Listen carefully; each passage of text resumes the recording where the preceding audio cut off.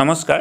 এটি অতি গুৰুত্বপূৰ্ণ খবৰ লৈ আহিছোঁ এই খবৰটো আপোনালোক সকলো চাকৰি বিচাৰি থকা প্ৰাৰ্থীসকলৰ বাবে অত্যন্ত গুৰুত্বপূৰ্ণ হ'ব বিশেষকৈ যিসকলে শিক্ষক হ'ব বিচাৰি আছে সেই সকলৰ কাৰণে অত্যন্ত গুৰুত্বপূৰ্ণ যিসকলে ইতিমধ্যে টেট দিছে আৰু যিসকলে ইতিমধ্যে টেট দিম বুলি নিজকে ভাবি আছে সেই সকলৰ কাৰণেও এই খবৰটো অত্যন্ত গুৰুত্বপূৰ্ণ হ'ব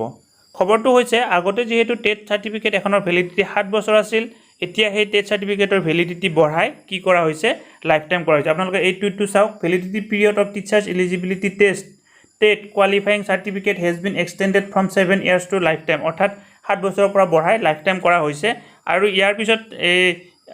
এইটো বাতৰি ওলাইছে তাৰ পিছত যেটো তেখেতে এই শিক্ষামন্ত্ৰী মহোদয় সেকেন্ড যেটো টুইট কৰিছে এইটো চাওক respective state government UTs to take necessary action to revalidate fresh certificate অৰ্থাৎ যিসকলৰ সাৰ্টিফিকেট অলৰেডি এক্সপায়াৰ হৈ গৈছে বা তেনেকুৱা ধৰণৰ কথাখিনি হৈছে আৰু সেই সকল কেণ্ডিডেটৰ কাৰণে ফ্ৰেছ সাৰ্টিফিকেট ইস্যু কৰিবৰ কাৰণে এই কেন্দ্ৰীয় চৰকাৰৰ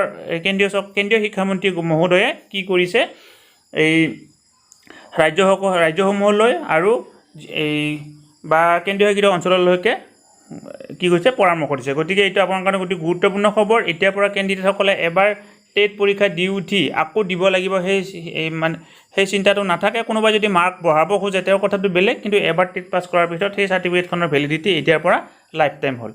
গতিকে আপোনালোকে যদি ভিডিঅ'টো চাই ভাল পাইছে তেতিয়াহ'লে লাইক শ্বেয়াৰ আৰু কমেণ্ট কৰিব আৰু মুভিং টুৱাৰ্ডছ ডিজিটেল ইউটিউব চেনেলটো ছাবস্ক্ৰাইব কৰিবৰ কাৰণে নাপাহৰিব ধন্যবাদ